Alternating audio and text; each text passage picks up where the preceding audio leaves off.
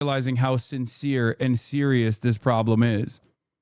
I'm going to be honest with you. We are living in unprecedented times. The administration is dangerously extremist, dangerously radical. But because it is the administration, we have this false notion that whatever they do is normal and it's normalized. And I think a lot of liberals do not understand exactly what is happening. We're going to talk about that a little bit further. Okay? It's over. The project is done. Okay? White House plans broad crackdown on liberal groups. Some of the highest ranking officials in federal government used it by Vice President J.D. Vance to lay out their plans. Trump administration officials on Monday responded to the activist Charlie Kirk by threatening to bring the weight of the federal government down on what they alleged was a left-wing network that funds and incites seizing on the killing to make broad and unsubstantiated claims about their political opponents. Investigators were still working to identify a motive in Mr. Kirk's killing, but the Republican governor of Utah, Spencer Cox, has said that the suspect had a leftist ideology and that he acted alone. The White House and President Trump's allies suggested he was a part of a coordinated movement that was fomenting against conservatives without presenting evidence that such a network existed. America has seen a wave across the political spectrum targeting Democrats and Republicans. On Monday, two senior administration officials who spoke anonymously to describe their internal planning said that cabinet secretaries and federal department heads were working to identify organizations that funded or supported against conservatives. The goal, they say, was to categorize left-wing activity that led to domestic, an escalation that critics said could lay the groundwork for crushing anti-conservative dissent more broadly.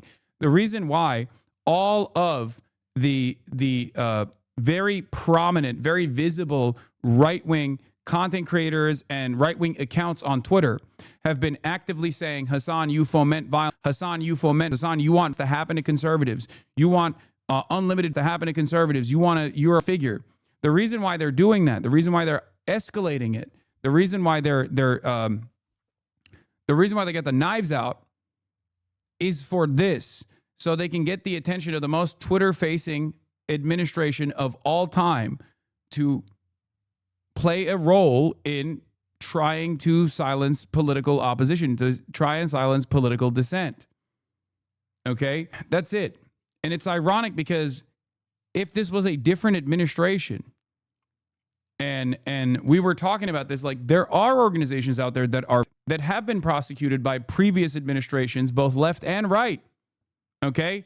Atomwaffen is a great example of this.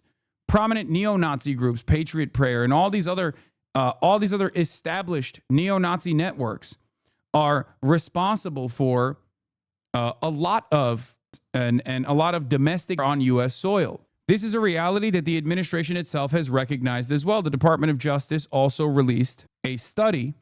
What the NIJ, National Institute of Justice, released was their own research about domestic. Okay? NIJ-funded research projects have led to a better understanding of the processes that result in action, factors that increase the risk of radicalizing, and how best to prevent and respond to extremism.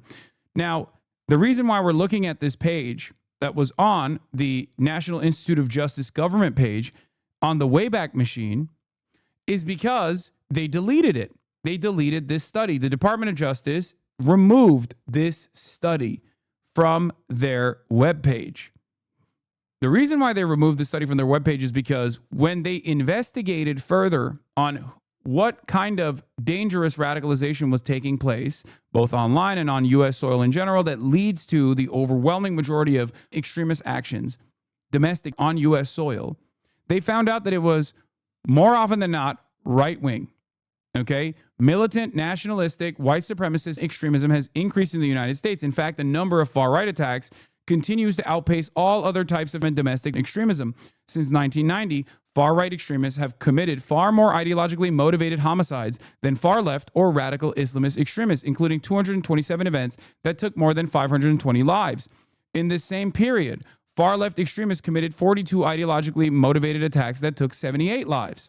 A recent threat assessment by the U.S. Department of Homeland Security concluded that domestic extremists are an acute threat and highlighted a probability that COVID-19 pandemic-related stressors, long-standing ideological grievances related to immigration, and narratives surrounding electoral fraud will continue to serve as a justification for actions. A lot of conservatives used to always talk about, 1984, George Orwell, 1984. This is unironically 1984 shit. George Orwell himself was also an anti-fascist, right? You know, he was also anti-Stalin, but he was, you know, he went and engaged in anti-fascist acts. His gripe was towards authoritarianism in general. Maybe sometimes he got a little heavy-handed, a little bit of an anarchist tendency. But regardless, right, he was very clearly talking about fascist authoritarian mechanisms of control. And this very same book that the Republicans kept repeatedly talking about over and over and over again, okay, this very same book that Republicans kept talking about over and over and over again is actually being implemented in real time. The don't believe your lying eyes, okay? Up is down. Good is bad. Bad is good. All at the behest of this fascist project. So perhaps it's not that strange, ultimately, that the likes of Nick Fuentes are gaining prominence in this dangerous media landscape. This is one of the things that I was going to show you as well. Raise your right hand. All right, everybody raise your right hand. Repeat after me. I will kill, rape, and die for Nicholas J. Fuentes. Raise your right hand. All right, everybody raise your right hand. Repeat. Like, this guy is saying, I'm a threat, okay? That guy right now is getting boosted by Elon Musk and has been. Mr. Christian right here, Mr. Wholesome Christian right here, is claiming that I'm the dangerous radical. Now, of course, maybe in the eyes of this current administration, they might also see me as the dangerous radical and him to be an... Can one of these women just get it together before I kill all of them? No, I'm kidding, of course. I would never wrap my hands around a... Look, I love everybody. Look, I just love everybody, and I just hate... Anyway, getting back to this current administration and their priorities, some of the highest ranking officials in the federal government used Mr. Kirk's podcast, The Charlie Kirk Show, to lay out their plans. From his official office at the White House, Vice President J.D. Vance served as a guest host of the podcast, inviting senior members of the administration, including Stephen Miller, the president's top policy advisor, to praise Mr. Kirk while also detailing their plans to crack down on what they call leftist non-governmental organizations. The show was broadcast on the television screens in the White House briefing room and in several West Wing offices. In their comments, Mr. Vance and Mr. Miller spoke in vague and menacing terms about far-left groups that they said facilitated. Okay, here's one of the clips. We have to make sure that the killer is brought to justice, and importantly, we have to talk about this incredibly destructive movement of left-wing extremism that has grown up over the last few years, and I believe is part of the reason why Charlie was by an assassin's bullet. We're going to talk about how to dismantle that and how to bring real unity that can only come when we tell the truth and everybody knows that they can speak their mind about the issues of the day without being cut down by a murderer's gun. Yeah. Which is why what we are going to do is prosecute and arrest and maybe even deport all political dissidents, which is not, of course, an act at all. Bro's going to tank his show with his negative aura. I think you guys are still at the joking stage, and you're not realizing how sincere and serious this problem is. I'm going to be honest with you. We are living in unprecedented times. The administration is dangerously extremist, dangerously radical. But because it is the administration, we have this false notion that whatever they do is normal and it's normalized. And I think a lot of liberals do not understand exactly what is happening, okay? In the last few days for unity and for healing in the wake of Charlie's assassination, you have no idea. I want that, how gratified I was when Democratic friends and even former Senate colleagues reached out to offer their condolences to me. I'm so thankful. By the way, this was my opinion. Does the assassination of Charlie Kirk represent a significant turning point in American history, or is it just another incident in a series of politically violent acts? 48% say just another incident. This is what I tried to speak to with all of the different media hits that I did with the New York Times op-ed that I wrote, that Americans are so desensitized to violence that they look to yet another instance, even if it's a high profile figure, even if it's a figure that was beloved by the right, and they go, okay, well, you know, it literally, a school shooting happened with a far-right neo-Nazi shooting up and critically injuring 2 of his classmates an hour after Charlie Kirk was shot. Like, they see it so much. Americans see it so much that it's not something that they consider to be all too unique. Like I said, while who Charlie Kirk was, or how much of a beloved figure he was for at least like some of the powerful people within the MAGA movement, the expectation that Americans are going to be so desensitized to violence because of our overall inability to address the systemic reasons as to why this kind of ultra violence takes place with regular frequency, to then turn around and be like, well, this one is different. For many Americans, they're not going to see it as that. That's it. I mean, this is still significant, by the way. 40% saying that this is a significant turning point is definitely larger than the 30% that you would expect to say is a significant turning point. You know, the people that say, this was my radicalizing moment. And it's like a guy who has been a Nazi for the past decade. You know what I mean? It's like, no, bitch, this wasn't a radicalizing moment for you. You keep using every moment as a radicalizing moment. You say Cracker Barrel is a radicalizing moment. You say woke is a radicalizing moment every single time. Okay? But the reason why this is a dangerous number is because that means that there's at least 10% that were in the margins that have been that have fed into all of the both liberal media and right-wing media consistently pumping this up and saying that this is like this is a significant turning point for America. They are coming after white Christians or whatever. Like, people are subscribing to that notion. Here's Greg Gutfeld saying, we don't need more information. What's interesting here is why it's only happening on the left and not the right. It wasn't school indoctrination. Kerry Lake went off on that. He was in an online apprenticeship program at Dixie Technical College, which I don't think was changed. I would just note the family but said they didn't say changed. when he changed. Yeah. If Americans are desensitized to violence, wouldn't that also apply to the people in the admin? I feel like that needs to happen. Is Kirk's funeral next Sunday, along with some new Epstein news jobs for us to move on from this? No, the administration doesn't give a fuck about Charlie Kirk either. They knew him. They loved him. They hung out with him and his family.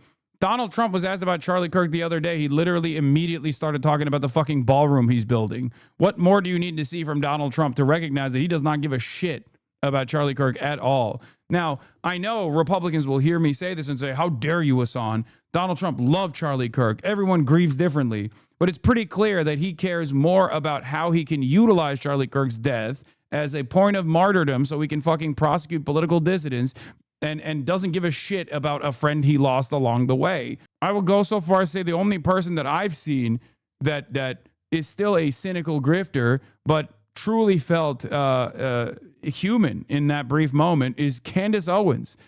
Outside of fucking Candace Owens, I ain't seen a single goddamn Republican even take a brief moment to be like, here are the amazing moments that I shared with Charlie Kirk, my friend. Okay? Candace Owens seemingly grieved Charlie Kirk harder than his wife did. It's crazy. Why do you think the U.S. is so easy to fool around with this leftist extremism hoax? Is it the Red Scare in history, or is it just plain idiocy? It's both. If the trend wouldn't be started in the U.S., we wouldn't talk about this in the U.K. and Europe either. But this is the beating heart of capitalism, the global domination over communism, wherever it might have been fomented, okay? America won the Cold War, and it was a very costly process. And America has been suffering since its victory over the USSR as well, because in the aftermath of the dissolution of the USSR, we reached an unprecedented level of super profits that are constantly expanding, and in the process of that expansion, that unlimited greed has created an environment where the working poor get shafted worse every single fucking year, okay? That's what happens when you have no safeguards. That's what happens when there's no counterbalance. So, of course, this country that successfully destroyed any alternative vision for an economic evolution is going to have an audience of receptive brainless losers who will then turn around and say, no, it's not. The systems that the systems that we exist under are not the reason why we're suffering. It's the Guatemalan migrants. It's the transgenders. Okay, well, Donald Trump is doing unlimited warfare to all of those groups. Does it feel like things are more affordable for you? Wake up. At some point, you have to recognize that it's actually not the trans neighbors that you have that are destroying your lives, that are dominating your lives. It's not the Guatemalan immigrant that is just working a fucking factory to make sure that, you know, you can get cheap goods and commodities that you can consistently consume. That is actually the reason why you feel like you're never going to be able to own a home or retire at a fucking reasonable age. We exist under the complete domination of global capital, multinational corporations that are owned by people who have no loyalty whatsoever beyond expanding their profit margins when profit rates have a tendency to fall. They will constantly seek out extra profit margins everywhere they can. And the only malleable aspect in the commodity production side that can be squeezed is labor, whether that be seeking out new labor markets after you have dominated them through war and designing a system of unequal extraction from the global south, or whether it be gig economy jobs that are readily available for all so that you can always have a fucking cheap servant at your disposal through your fucking phone. But when one side of the equation, when an alternative vision is cast aside as dangerous, scary, violent, Americans find themselves in this drunken stupor as they sleepwalk towards fascism. Because there are other alternatives. When capitalism inevitably creates economic pressure, when capitalism inevitably creates these shocks within the system, fascism thrives because it's seen as a way to restore the hierarchical order by force. That's how it works. That's how it worked in Nazi Germany. That's how it worked in Mussolini's Italy. And that's how it's working here in the Western world. It's not just the United States of America. We say jump. Those European leaders say how high. They are completely and utterly servile in a way that is impossible to ignore now. Why is it impossible to ignore? They come after spending years and years shitting on Donald Trump, calling him an orange buffoon. They come and they genuflect. They come and they say, yes, sir. Yes, master. We will give you more tithing. We will do everything in our power to make you happy. So if you're wondering, if you're following from Europe and you're looking at all the chaos that's unfolding in America and you're saying, oh, well, at least we're not here. At least it's not happening here. You're looking into the future. Okay? You are looking into the future. For years and years, Europeans would come into my chat and be like, Hasan, you guys are such fucking fools. You're so silly. You're so stupid. We don't have this kind of shit in Europe. And I told you, I warned you, I said, what happens here today will happen in Europe tomorrow. And in the last decade of me constantly saying this, you saw the rise of AfD in Germany. You saw the rise of nationalists in France. You saw the rise of the Reform Party in the UK. Fascism is everywhere in liberal capitalist countries.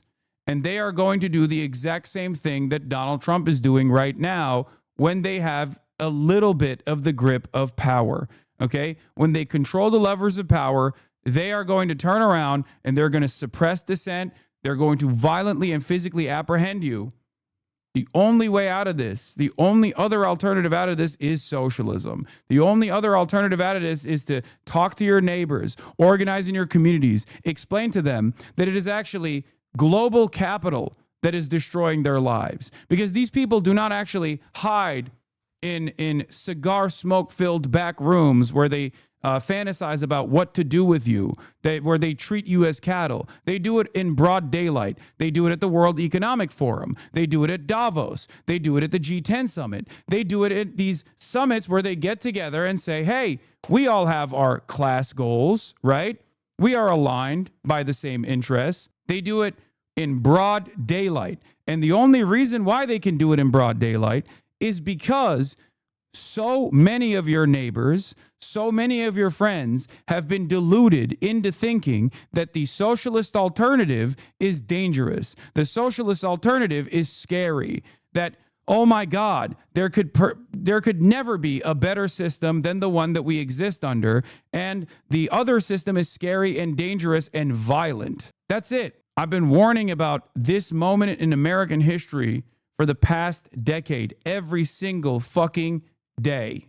Every single day. They won't even let you in on a crumb of the profits, the super profits that they are generating in the heart of Western Empire. And they won't even do it as riot tax. They won't even offer you modest social democratic reforms because they know they can get away with it. They know that your attention will go elsewhere. Okay? Today, you tap in. Today, you tune in, but tomorrow you'll forget about it because they know that even if you do pay attention to it, you will inevitably feel discouraged. You will inevitably feel like change is an impossibility. And therefore, you'll seek out nihilism. You'll seek out appropriate targets that you can go after. You'll seek out areas that are more malleable, people that are more accessible, like your least favorite Twitch streamer or your least favorite fucking content creator, this or that. These systems are seemingly impenetrable. And that's why I understand why people are so malleable and why people fight amongst themselves, because they feel like maybe it's easier. Maybe it's easier to just like have the government pack up vulnerable populations that I've been taught to fear. Okay? That's it. There is no difference between a black person and a white person. There's no difference between an undocumented migrant and a documented migrant and a natural-born U.S. citizen. No difference whatsoever. Not even a little bit. Everyone has unlimited potential. It is up to us to unlock said potential. But people, unfortunately, are held behind through systems of inequality.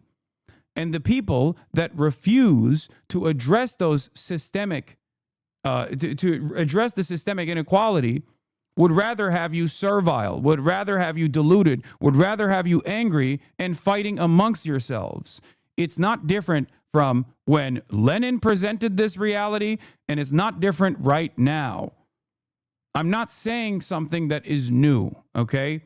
This has always been the design. The only difference now is that capitalism is completely won. It has dominated our lives. It has dominated our existence. We take it for granted. We think it's a part of the human nature. We can't even envision where we say, hey, can people get a little bit more in return for their productive labor, for their output? No, that's socialism. That's terrifying. That's bad.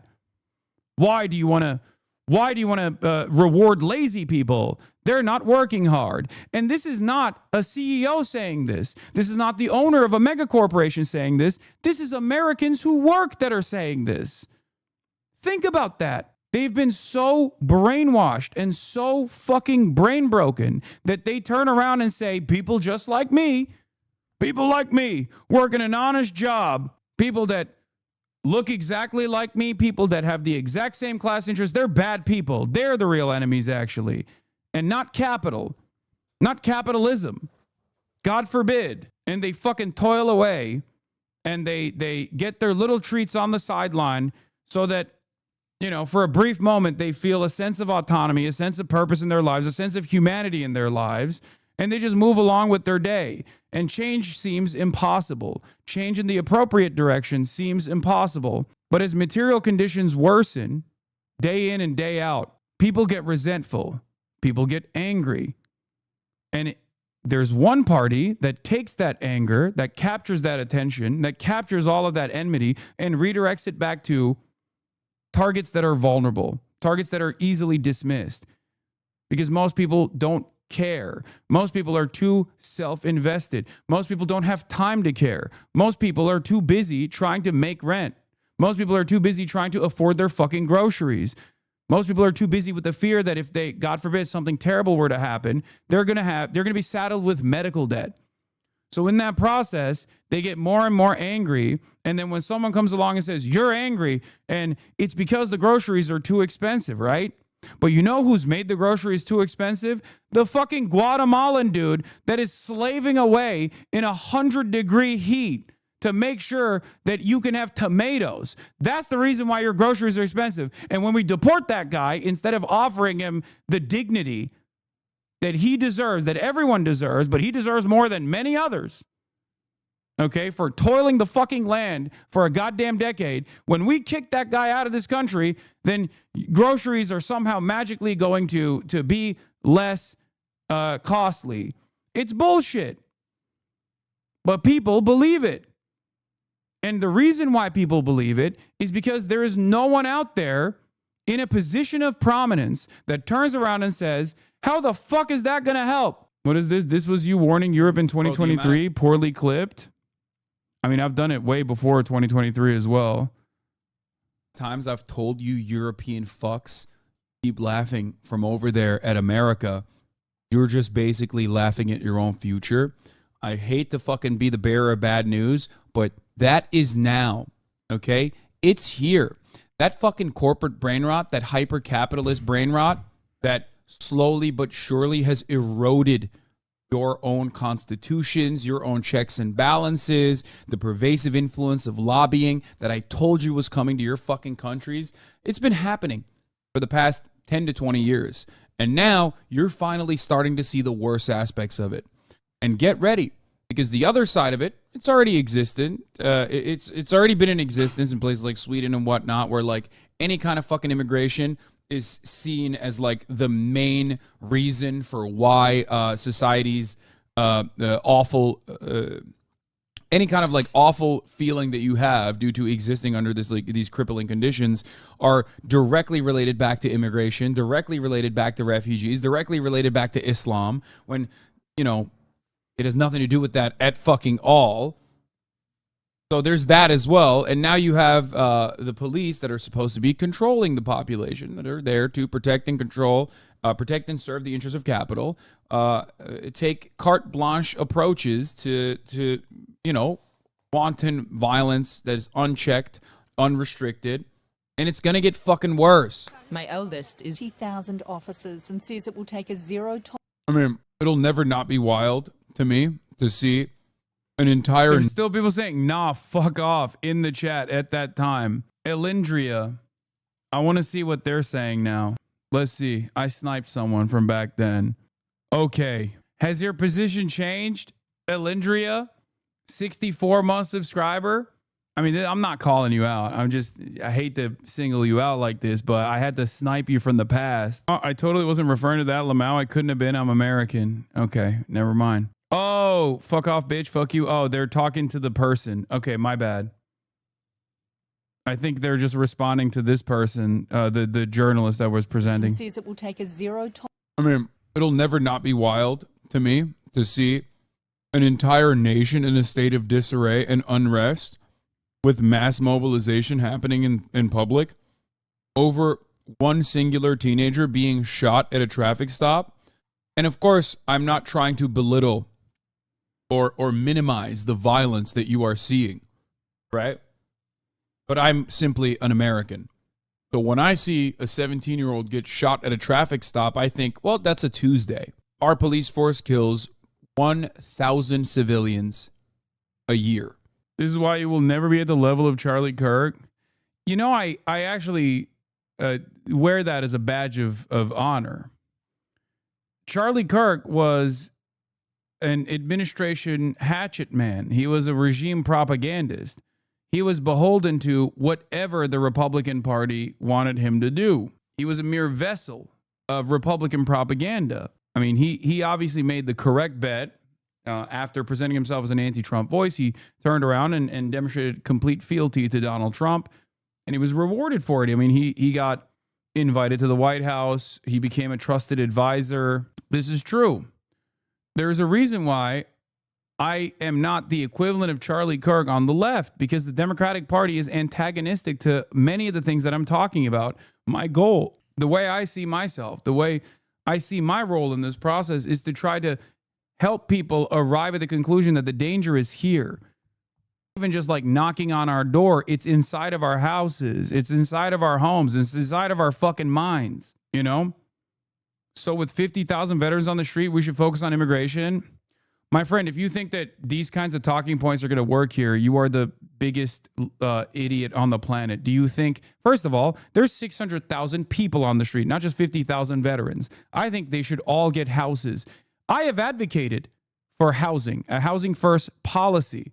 I've advocated to fix the housing markets. Have you? Have any of your Republican leaders done so? No, because they, just like you're doing here, whether you are aware of this or not, doesn't fucking matter, only use veterans as a talking point to deflect away from another issue.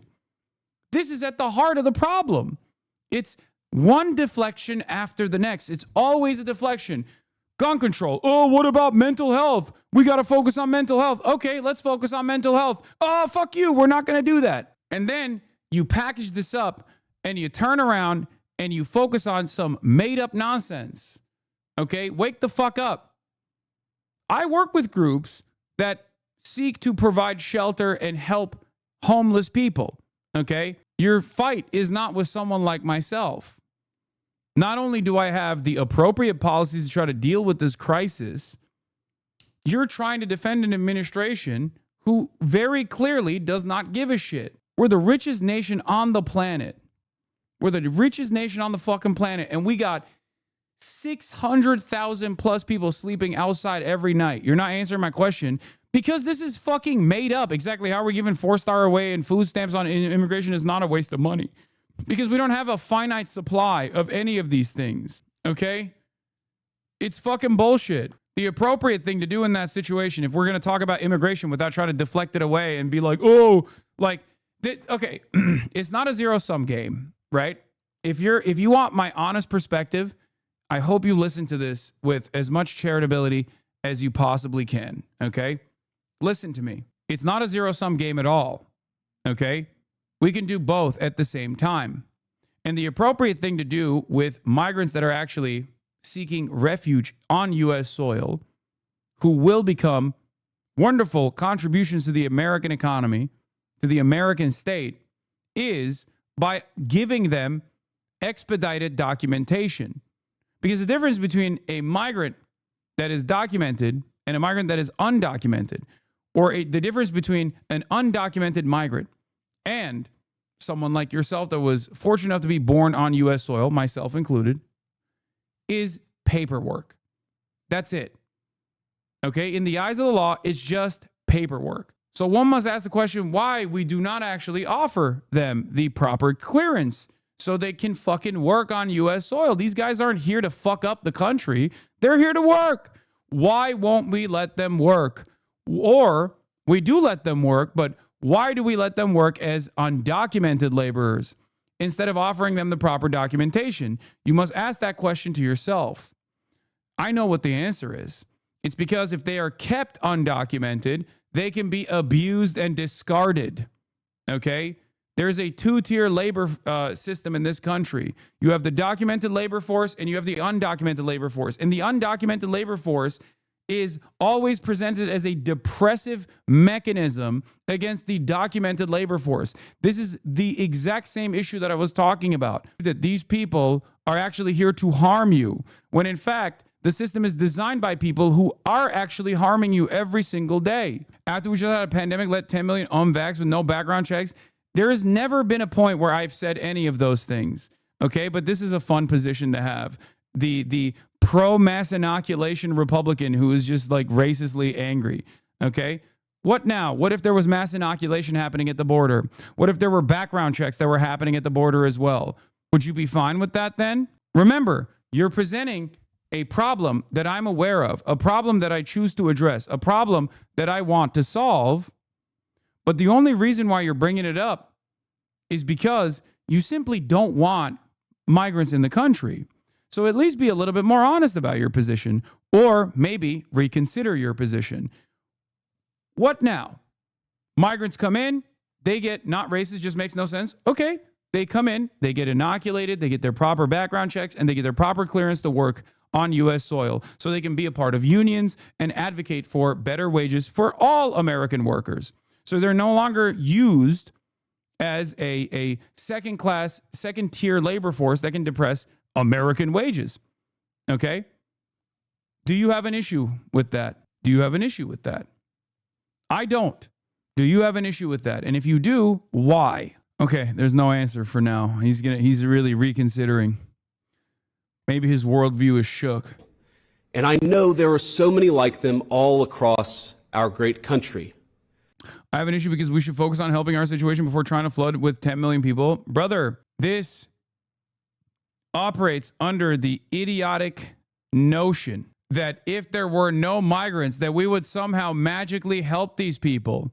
Are you fucking stupid? Well, the answer is yes. If you truly believe this, you are duped. Okay? You're a sucker. You're a fool. Immigration has been completely stopped, virtually stopped by the Trump administration at this point. Have we helped the fucking homeless people, or are we using the military to forcibly clean the streets of the homeless people? Who knows where they're getting pushed? Meanwhile, all of those migrant laborers that you are saying are flooding the markets are unironically paying more in taxes, and they get nothing in return for it, and they just get fucking bullied and humiliated and then discarded violently. So we wouldn't save money not using on immigration benefits. We do not actually have a negative impact on the economy by migration. You will never find a serious economist that will claim that that is the case. Value that they assign to undocumented immigrants and how much they take away from the existing welfare state that's already in a state of fucking disrepair anyway is the children of undocumented migrants. 1 in 14 households in this country have one parent that is not of documented status, by the way. So 1 out of every 14 family that you are talking about have a child that was born on U.S. soil and therefore is an American citizen, full blown. And those kids, they do get to go to public school. They do get to take advantage of the welfare state. So what you're referencing is actually just American citizens that were born on U.S. soil that has been constitutionally protected, even though Donald Trump wants to actually eradicate that as well. Birthright citizenship. Anyway, we're done with this. Let's get back to the fascist collapse. I am desperate to wrap my arms around them as we all unite to condemn political violence and the ideas that cause it. Psalm 133 tells us, "Behold how good and how pleasant it is for brethren to dwell together in unity. It is like the precious ointment upon the head." Oh, how badly have I craved that precious ointment in recent days, and I believe we can have it. But first, we must tell the truth. It's the only way to honor Charlie. Dude, come on. We must tell the truth. Coming from this fucking dipshit, this administration. How ridiculous. These people have never told the truth, man. Never. Not even a little bit. It's so crazy to see them posture as like truth the advocates of the truth, defenders of the truth. ICE budget is nearly $200 billion, an increase of like 800%. It would have only cost like $50 billion to house all the homeless veterans. Why didn't they do that instead? Are spending the money on overtime for current employees? I wonder why. It just doesn't. These guys, for a lot of people, I think it starts and ends at a very simple position, which is they're not like me and I'm scared of them. Okay? And Republicans build on that tribalistic sentiment. That's all it is. And there's plenty of stereotyping that you can accidentally or deliberately pump your brain full of to continue that fear. How else would you arrive at a position that like these people are actually here to destroy the country? They're not just here to work. You don't understand. It's so stupid. For what was he, if not a man who told the truth in every place, in every environment? Now, the most important truth Charlie told is this, that long ago a man, begotten, not made, came down from heaven, and by the Holy Spirit was incarnate of the Virgin Mary and became man. For our sake, he was crucified under Pontius Pilate and suffered death and was buried and rose again on the third day. Charlie believed, as I do. Dude, it's crazy that it's just like so much of the fascist rhetoric is like wrapped around Christianity, like this fake ass Christian bullshit. Like, who the fuck is this for, man? It's just, look, I've never been an anti-Christian type, okay? I've never been like an anti-religion person. I myself am not a spiritual person, not a religious person at all, okay? And I know many people in this community are, and I always yell at them, and I just can't get them to fucking turn the other cheek. But god damn, dude, some of the most visible aspects of like Christianity in the United States of America are just horrible monsters, dude. They just literally masquerade as religious figures. They wrap their fascist policies, their hateful rhetoric with the cloak of Christianity, with the cloak of religious doctrine to make you think, oh no, we're doing this for some higher purpose. No, the fuck you're not. You're an evil piece of shit. It's so obvious. It's crazy that people just can't see it. That all the truth he told flowed from that fundamental principle. I really do believe that we can come together in this country. I believe we must. But unity, real unity, can be found only after climbing the mountain. This is not Christianity. This is evangelism. They put an emphasis on money. It's demonic, using Christ's name in order to do evil shit. I know. Prosperity gospel is so fucked up. Of truth. And there are difficult truths we must confront in our country. One truth is that 24% of self-described, quote, very liberals believe it is acceptable to be happy about the death of... Bro just said, here, after the first 2 minutes of talking about the Bible and Christianity, let me tell you, you should hate your neighbor. Okay, your neighbor, if he's a libtard, thou shall kill. Actually, not kill. Thou shall hate your neighbor over misunderstandings, please. Of a political opponent, while only 3% of self-described very conservatives agree. 3% is too many, of course. Another truth is that 26% of young liberals believe political violence is sometimes justified. What's really funny about this, by the way, is that the understanding of violence, I think, in the minds of every population in the Western world, especially in like liberal capitalist democracies, the understanding of violence is not when the state does it. That's permissible. That's not violence. That's something different. It's rules and regulations that has to happen. It's only violence when someone that is a non-state actor is engaging in it, even if it is in self-defense. An example that I always use is the Black Lives Matter protests. It's not violent when taxpayers are met with armed thugs of the state that use chemical weapons on them, but it is violence if those very same taxpayers turn around and bring leaf blowers to blow those chemical weapons, that tear gas, back in the direction of the armed thugs of the state that they, with their tax dollars, actually gave the gear to. It's violence only when someone pushes back. It's never violence when the state does it. So, of course, conservatives that rely on pre-existing hierarchies of violence will live under this false notion that, like, what do you mean? I'm just demanding more police brutality. That's not violence. That's just the state doing its job. I just want it to do more of its job. That's how it works. That's precisely the reason why they don't see themselves being like incredibly violent. Think about it.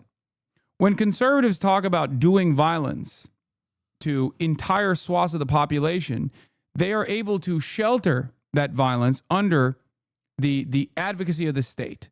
They can say, they don't have to turn around and say like that they want to kill every trans person. They can say trans people are weird and scary and they're predating on our children, and therefore the state must do something. And when the state does do something, whether it be shutting off trans people from getting medical aid, for example, that's not seen as violence. That's just seen as the state doing something, right? That's it. How's it going, domestic terrorist? John Brown was considered a domestic terrorist, for the record. Terrorism plays a similar role, okay? Terrorism plays a similar role. The notion that like people that resist against state violence, unlimited state violence, are all terrorists. John Brown, that was a fucking Christian right there. Straight up. And only 7% of young conservatives say the same. Again, too high a number. In a country of 330 million people, you can of course find one person of a given political persuasion justifying this or that or almost anything. But the data is clear. People on the left are much likelier to defend and celebrate political violence. This is not a both sides problem. If both sides have a problem, one side has a much bigger and malignant problem, and that is the truth we must be told. That problem has terrible consequences. The leader of our party, Donald J. Trump, escaped an assassin's bullet by less than an inch. Our House Majority Leader, Stephen Scalise, came within seconds of death by an assassin himself. And now, the most influential conservative activist in generations, our friend Charlie, has been murdered. This violence, it doesn't come from nowhere. Now, any political movement, violent or not violent, is a collection of forces. It's like a pyramid that stacks on top, one support on top of the other. That pyramid's got a foundation of donors, of activists, of journalists, now of social media influencers, and of course of politicians. Not every member of that pyramid would commit a murder. In fact, over 99%, I'm sure, would not. But by celebrating that murder, apologizing for it, and emphasizing not Charlie's innocence, but the fact that he said things some didn't like, even to the point of lying about. No, notice how that's a part of the prosecution as well. That's a part of what they are seeking to address as well. Because it's not just about, it's never been about real unlimited free discourse, of course. It's about punishing political opponents, and it's about making sure that not only is there no dissent, but also that you have to celebrate it. Okay? I get to be racist, and you can't even call out that as racist because that's violent. That's real violence. It's not my dehumanizing language, my advocacy for state-sanctioned violence to happen to you and others that look like you. That's not violence at all. You calling that out, that's the real violence, actually. How dare you? How dare you be divisive? And it's not even going to end there. You have to also present a positive posture about all of this, lest you be considered a political dissident. It's not enough that you say, this is fucked up. It's not enough that you mourn or grieve. We want you to celebrate his life by force. This is the vice president saying this, okay? This is the government saying this. It's a little bit different than the random blue check marks that you see that are fucking fantasizing about what must be done to political dissidents. This is the government also leaning into that. What he actually said, many of these people are creating an environment where things like this are inevitably going to happen. Do liberals have a huge part in creating this dynamic? Yeah, their inability to address real harms that people were experiencing and then losing to the incompetent fascist Donald Trump twice, refusing to fight back, create procedural hurdles every step of the fucking way, organizing the population in ways that they didn't even do can't even reach the standard of 2016 #resistance movements. That all is an abdication of duty. It's crazy. I'm just saying we need more information before you smear. I mean, I haven't heard a fucking peep. I have not heard a fucking peep. This is, for all intents and purposes, whether we like to admit it or not, whether we think it's appropriate or not, this is the major story. And it's actually had an impact. This is a major story that is continuing, right? A lot longer than other pivotal moments that have taken place that has dominated people's minds for an extended period of time. I mean, this is reaching the level of Donald Trump getting shot on the campaign trail. And yet, what Democrats, what have you heard from prominent liberals on this issue? Nothing. Where are the Democrats? They're nowhere to be found. I said this already. If the media environment is dominated by right-wing sentiment and there is no left flank, counter messaging, then people start taking that shit for granted. They start believing it. This happened with the immigrants, the anti-immigrant narratives. Okay? I said this over and over again. I warned over and over again. Americans are not as anti-immigrant as you think they are. Okay? They're not. When presented with two options, conditional amnesty, conditional mass amnesty, and mass deportations, Americans still choose conditional mass amnesty. And yet, there was not a single fucking Democrat that actually presented that alternative. There was not a single Democrat that presented that alternative when they were in power. And there was certainly not a single Democrat that presented that alternative when the election cycle was taking place. And these motherfuckers were running around saying Haitians are eating cats and dogs, openly admitting that they were lying. J.D. Vance himself did that. That good Christian. It wasn't school indoctrination. Kerry Lake went off on that. He was in an online apprenticeship program at Dixie Technical College, which I don't think was changed. I would just note I the understand, family but said they he didn't say changed. when he changed. Yeah. I'm just saying we need more information before you Charlie smear. Kirk at a dinner Before you We don't need more information. Really? Yes, we Okay. don't need it. What is interesting here is Yeah, we don't need more information. Don't look into it further. why is only this happening on the left and not the right? That's all we need It's- to know. what about Vance There's Pilcher? absolutely no cognitive. What about Melissa Hortman that we just okay, you want to talked talk about Melissa Hortman? Did you know her name before it happened? None of us did. None of us were spending every single day talking about Mrs. Hortman. I never heard of her until after she So died. she doesn't matter? Don't play that bullshit with me. You know what I'm saying is there was no demonization, amplification about that woman before she died. It was a specific crime against her by somebody who knew her. The same. Now you could bring up Josh Shapiro, but then you will not bring up, for example, that was a pro-Palestine person. So don't use your. What about this? Yeah, that guy was, I'm pretty sure, just a schizophrenic dude, but also his party affiliation was not with the Democrats. The fact of the matter is the both sides argument not only doesn't fly, we don't care. We don't care about your both sides argument. That shit is dead. It's not even a both sides argument.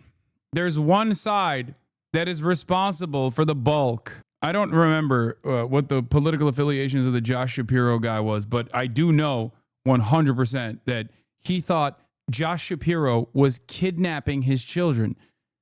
His immediate relatives said that he was experiencing a schizophrenic attack. The idea that this is like an act of pro-Palestinian domestic terror is insane. Anyway, getting back to the administration tackling left organizing and liberal groups. In their comments, Mr. Vance, J.D. Vance, and Mr. Miller, Stephen Miller, spoke in vague and menacing terms about the far-left groups that they said facilitated violence. Mr. Miller said that a formal effort would be coming with federal agencies rooting out what he referred to as domestic terror movement, and that they would be doing it in Mr. Kirk's name. With God as my witness, we are going to use every resource we have at the Department of Justice, Homeland Security, and throughout this government to identify, disrupt, eliminate, and destroy this network and make America safe again for the American people. They praised Mr. Kirk's commitment to free speech while threatening to exact a price against the far left that they accused of fomenting political violence in America. An administration official said officials would be investigating people behind the recent burning of Teslas and assaults against immigration agents, and would be looking to draw links between those episodes and organized liberal groups. In the wake of Mr. Kirk's killing, Mr. Trump immediately blamed the radical left for much of the political violence in the country, and appeared to excuse violence on the right by saying that it was driven by to see crime. When the right does violence, it's actually for good reason. They just don't want to see crime. You know, like black people, like undocumented migrants, brown people. Okay?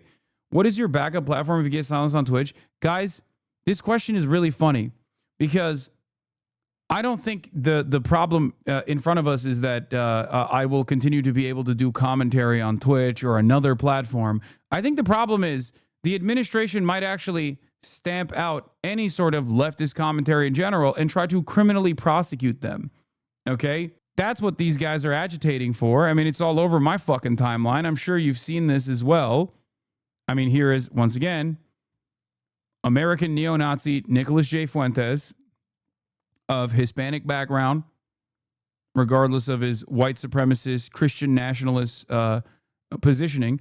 Hasan Piker should be banned on Twitch and then deported back to Turkey. And before people sit on our side cry about hypocrisy, remember that you can't say the word simp or the R word on the platform, as though this is the same thing as the government deporting someone who is an American citizen. Okay? I'm a motherfucking American citizen, and you totally can say simp. You can say the R word too. I choose not to, but you know, Twitch is not prosecuting anybody for that. But think about the idiocy of this statement. There is a word you can't say on Twitch, which is Zionist, ironically enough. Shouts out to the ADL for that one. They actually do stamp out any sort of person from saying, you know, Zionist this or Zionist that. But you can openly incite murder against conservatives. No, you can't. You cannot do that. Enough is enough, he says. But that's not the only thing. That's not the only thing that I've seen. There's like, what was it like? I saw an account that was like crypto leftists be like, deport Hasan, arrest Hasan. Okay? And Elon Musk is going crazy over it. You forgot the C word, the most dangerous of all? Yes. TikTok terms and conditions have changed, and a load of prominent left-wing political commentators are having their accounts permabanned. Not. They will stamp out discontent everywhere.